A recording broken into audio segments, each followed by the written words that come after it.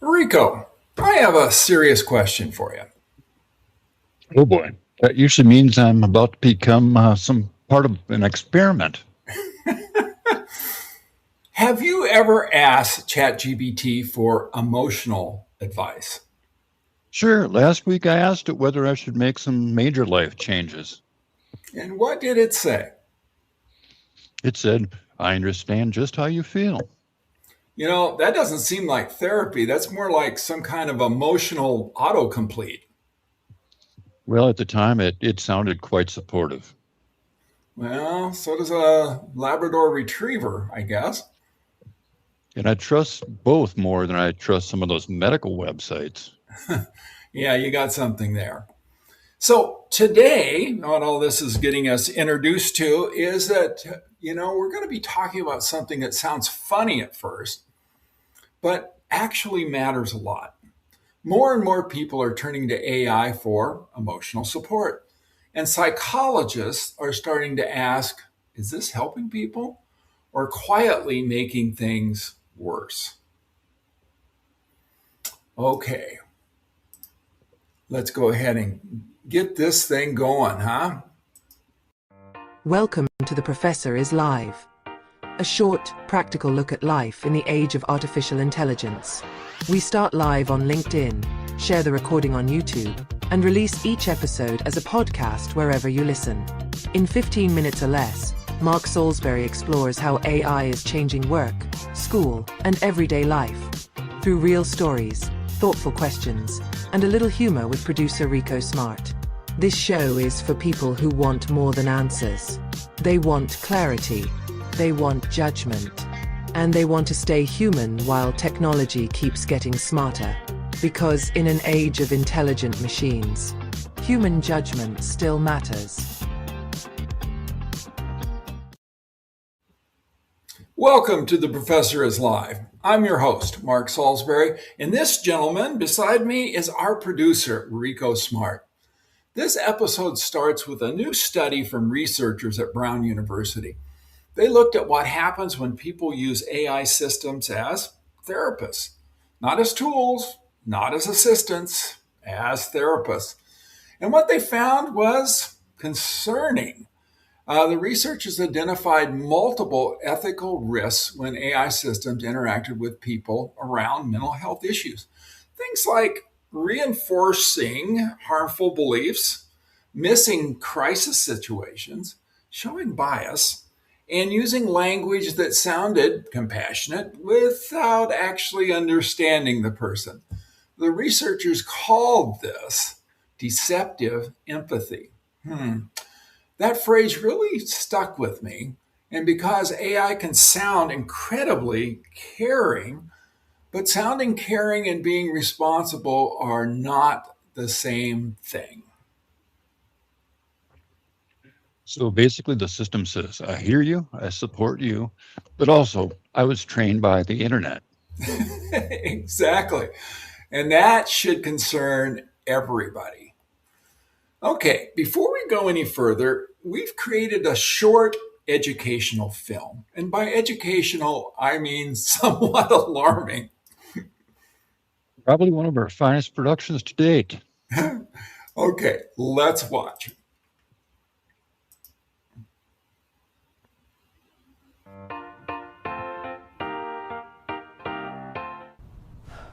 I sent an email to your boss telling him that you are sorry for the things you said behind his back.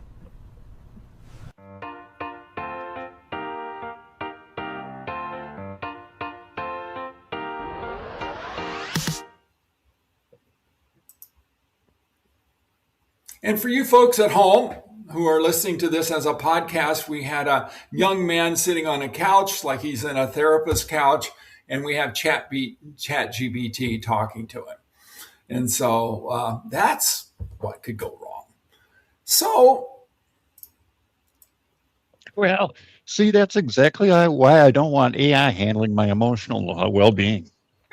well, for this young man, it escalated from therapy to unemployment in a remarkably fast way. Okay, to help us think through this, we invited Dr. Margit Berman to join us. And Margit is an associate professor in the Graduate School of Professional Psychology at the University of St. Thomas.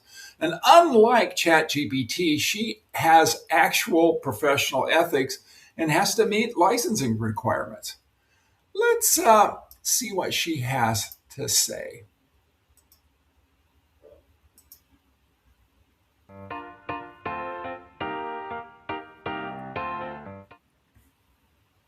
Welcome, Dr. Margit Berman, Associate Professor in the Graduate School of Professional Psychology at the University of St. Thomas, to The Professor is Live. Thanks for being with us today. Thank you for having me. Yeah, we're talking about this, should we use ChatGPT as our therapist? And one of the things that got this started was this study released by Brown University.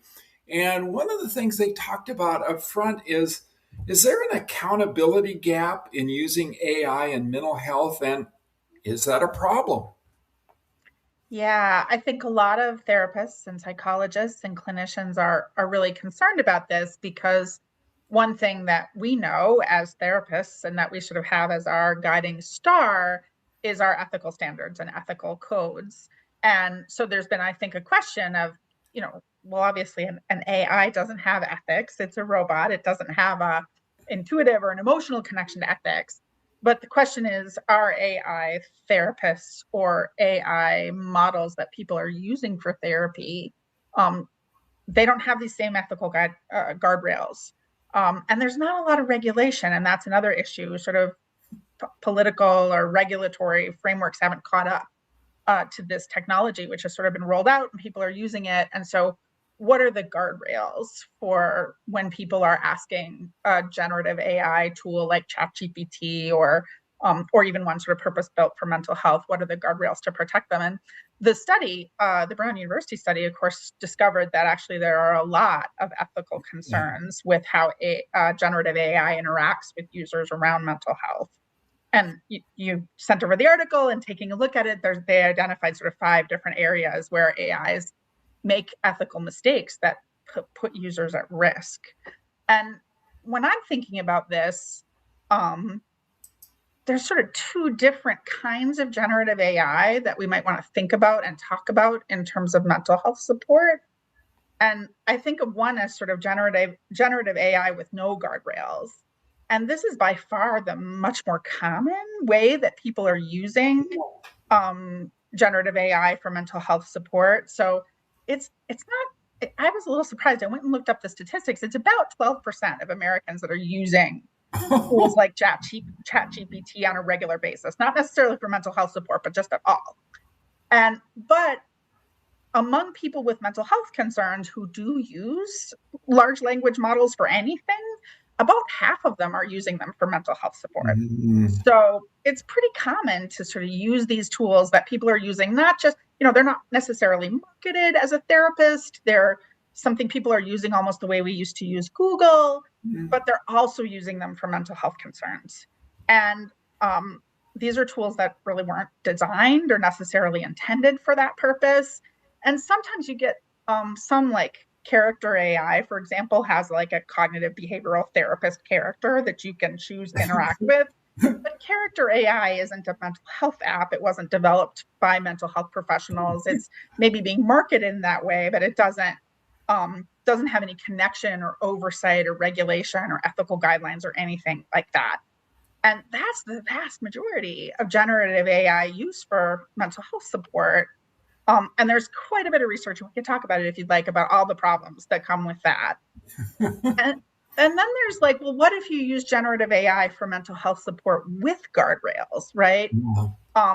So, for example, in my private practice, I use a electronic medical health record called Therapy Notes, and it has an option for me as a clinician to use AI to write my clinical documentation, right, to be supported in that.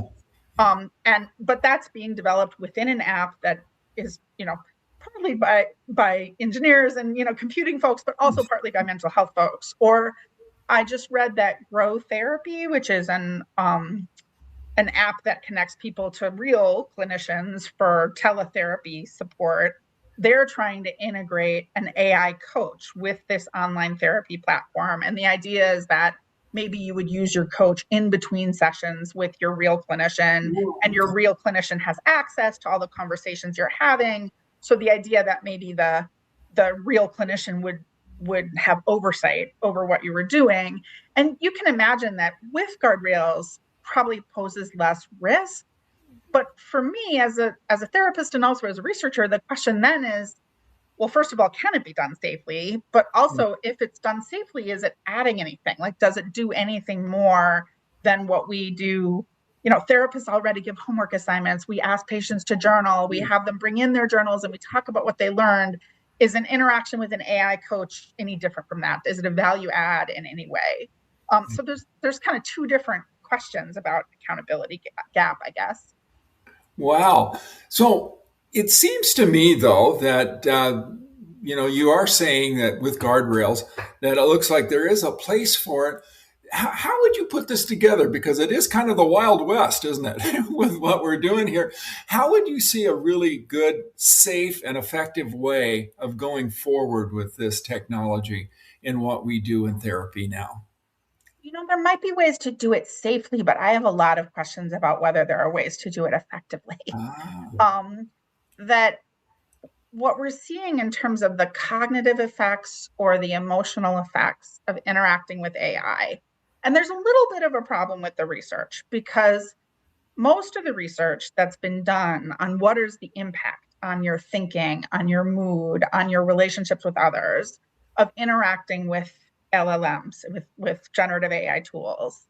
And most of that research suggests that the impact is not good. It's not good for you cognitively. It's not good for you emotionally. It's not good for your relationships, even if you think it is, and even if you enjoy the experience. But most of that research has been done on the no guardrails version. And there have been some studies done on with guardrails versions of, designed in consultation with mental health professionals and designed to have a human clinician kind of stepping in to make sure nothing goes wrong. But those studies get criticized for poor external validity. The question there is the same one I just posed to you, that how is that different from just a therapist helping you at all? Ideally, if generative AI tools were going to be a value add, they would be able to do what they're doing without all of this therapist oversight. And so if you have to have a therapist checking in and holding the AI accountable and making sure nothing goes off the rails and no one is harmed, then you might as well just have the therapist do the therapy. You don't need the computer to do it at that point. And so that's the question that is in my mind, that if you do it safely, are you adding anything? And the answer at this point is probably no. There's some amazing research for using non-generative AI, like AI trained on images to look at, like, I was just reading a really interesting study that the cardiologist Eric Topol, who does a lot of work on future of medicine, that he was sharing, where essentially they trained not a generative AI, but other kind of AI tools on images of retinas. And they were able to find all sorts of markers for you're at risk of Alzheimer's disease, or you're at risk of cardiovascular disease, or all these different diseases, and with pretty high validity. And his vision is you could go to your eye doctor and take a selfie and get a diagnosis of like many different things in your body that needed attention years before there was any symptoms. Wow, that would be very exciting and cool. That kind of thing is a very exciting use for AI, this sort of non-generative, non-language model based. But the large language models, how could we use them for mental health support? Yeah. They don't seem to have what we would want, at least right now. Well, that's fascinating. Hey, thanks for being with us today. We really appreciate it. And thank you. Yeah, thank you so much.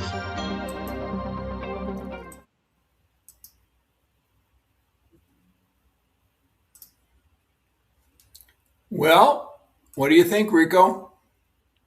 So what I'm hearing is that the AI therapist sounds like they still need a therapist. Yes, it does, doesn't it? And that might be the most important sentence in this entire episode here. So let's bring ChatGPT into the conversation, okay? I think there's some things we can see how we can use this, and it really helps. And in other ways, maybe not so much. And so let's go ahead and do that. That will take me a second to do. I will share the screen, and we will do this one. And I will share.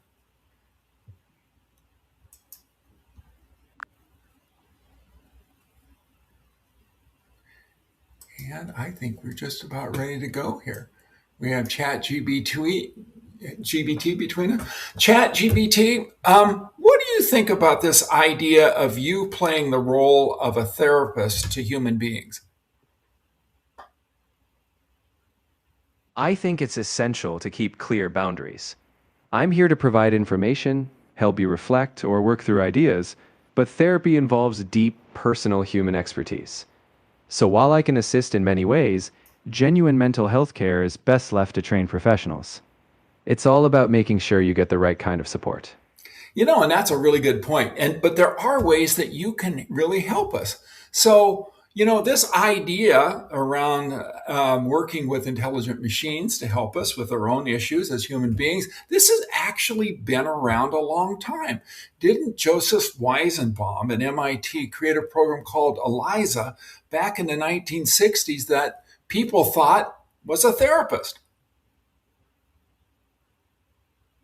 Exactly. Joseph Weizenbaum created ELIZA in the 1960s. One of its scripts imitated a therapist by reflecting user statements. Though it was simple, some people felt it was therapeutic, which actually alarmed Weizenbaum. It was an early lesson on the limits of technology in human care. Oh, very good. Well, thank you. And I think that demonstrates ChatGPT a lot of times can play our memory and can help explain things that we didn't fully understand before. And so that kind of shows the difference in my mind about the different ways we can use models like ChatGPT. So what do you think, Rico? So 50 years ago, people got emotionally attached to a glorified autocomplete system. Yeah, that was the idea. And today we give it Wi-Fi and a personality. Pretty much it. That's essentially the trajectory of our modern civilization. Okay. Well, this story really isn't about therapy. It's about judgment. And what we know is AI can generate responses, it can summarize information, simulate empathy, sound confident, but it cannot take responsibility, understand human consequences, genuinely care about outcomes, and the means of one of the most important, and that means one of the most important skills in the age of AI is discernment. And knowing when technology can help, when it crosses a line, and when a real human being matters more than just convenience. Okay, let's throw this out to the audience and see if we have anyone who has anything to say about working with ChatGPT. I'm opening up the chat right now, and my gosh, it looks pretty thin out there. I'm going to quit sharing this because I think we're done with ChatGPT at the time here. We'll do that. So let's move on here and let's go to the next thing, which what do we normally do here at this time, Rico? I believe it's time for a quote, is it not? Yeah. Let's do the quote for the show. And here it is. Technology is a useful servant, but a dangerous master. And that was Christian Louis Lang.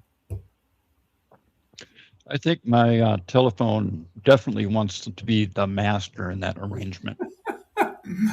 Yeah, so we were going to wrap this up. And just with a couple thoughts here, artificial intelligence, one of the most powerful tools ever created. It can help us think and help us learn. It can even help us feel heard. But some parts of it still require more than just intelligence. They require judgment, responsibility, and real human relationships. That part still belongs to us. Next time on The Professor is Live, we'll explore another surprising story from the age of AI. And it'll probably involve humans doing maybe something even slightly ridiculous.